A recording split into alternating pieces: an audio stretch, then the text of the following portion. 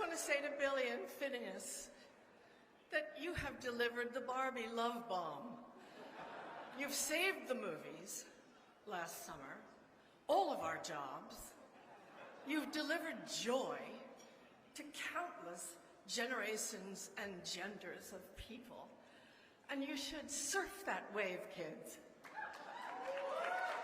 until you're old and deserve to be jaded like me. I also want to say to Paul Giamatti, whose beautiful work in Holdovers is just stunning. I want to say to him that long ago, I also received the Icon Award. And it isn't really like being Jesus or Marilyn. You do get over it. And you get through it, so. I'm here for my beautiful friend, Carey Mulligan, who is the International Star of the Year. And I was thinking about this. If you were trying to identify the one essential quality that Carey brings to the wide and wildly varied characters she's played, it really is located in what she withholds from us. I mean, the emotion in her characters is always palpable and full and felt,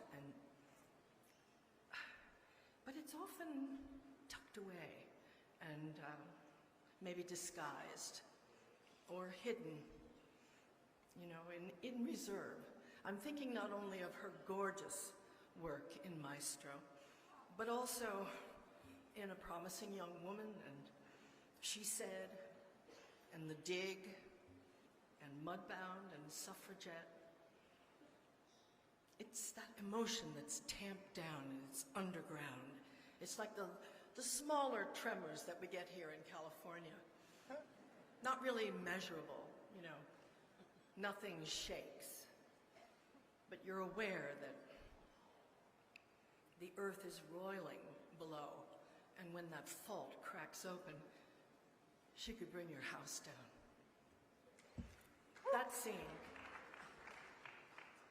scene in Maestro, on Thanksgiving, which takes place in the bedroom of Felicia and Leonard Bernstein.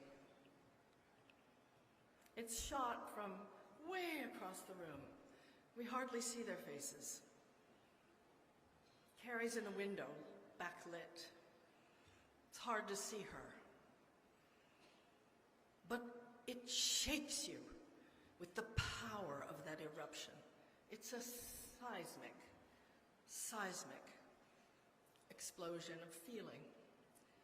And every single beautiful piece of it has been locked and loaded by the work she's done leading up to that moment in the film. All the, oh my God, the graceful years-long support of Leonard and the self-delusion and the humiliation swallowed, beautifully, painfully suppressed. All the action up to then takes place under her skin, behind her eyes.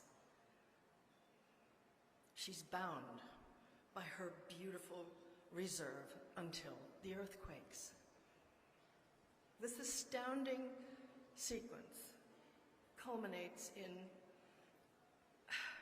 a scene where her rage turns most truthfully inward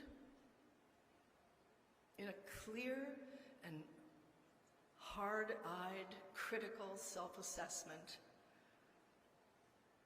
Who is fooling who?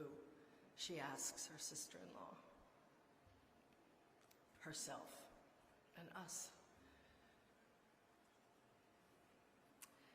From the time Carey walks from that bus in Queens into this film, as Felicia, 24 years of age. She ages through the film, invisibly almost, but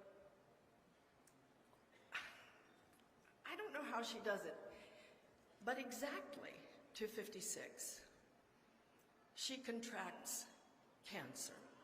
She succumbs to the cancer, and she dies. And she dies authentically, harshly, the way people do die.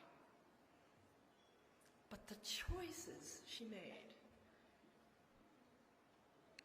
to die with her eyes open, looking out, and turned away from Leonard Bernstein. It's as if in those last seconds of her life, she didn't want him to hijack it once again. It's as if she devoted over half of her life to this man, but right now she wants to fly off alone. It's such beautiful, shocking work. It's craft, and it's married to genius acting.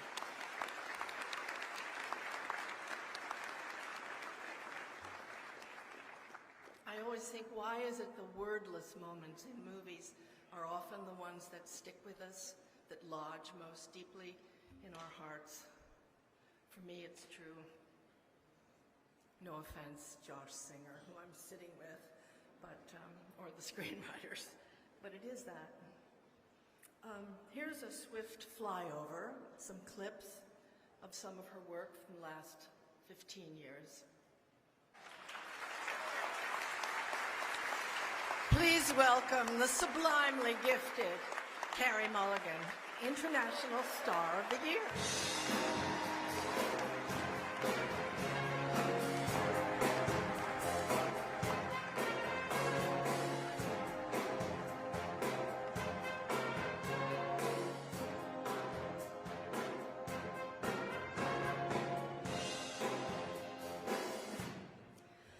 Hi. Oh, it's Meryl Streep. Guys, it's Meryl Streep. I can't thank you enough. I can't believe you came all the way here. I emailed Meryl asking her to come here for this, and I had very little expectation, obviously. And I was in the car alone on my way home from the Maestro premiere, and I got her reply. And I opened it expecting, you know, I can't, sorry, Christmas, etc. And she said, of course, darling, I'll throw on a frock and I'll drive down. And I went, fuck off! And my driver looked at me like I was personally offending. I mean, he was horribly offended, and I had to apologize and say, I'm so sorry, but I just, Meryl Streep, anyway. And I've been telling people all Christmas, you know, Meryl Streep's giving me a prize, and everyone says, fuck off, and it's a big deal. But anyway, you're just my hero. You know you're my hero. You have always been my hero. So I'm sorry.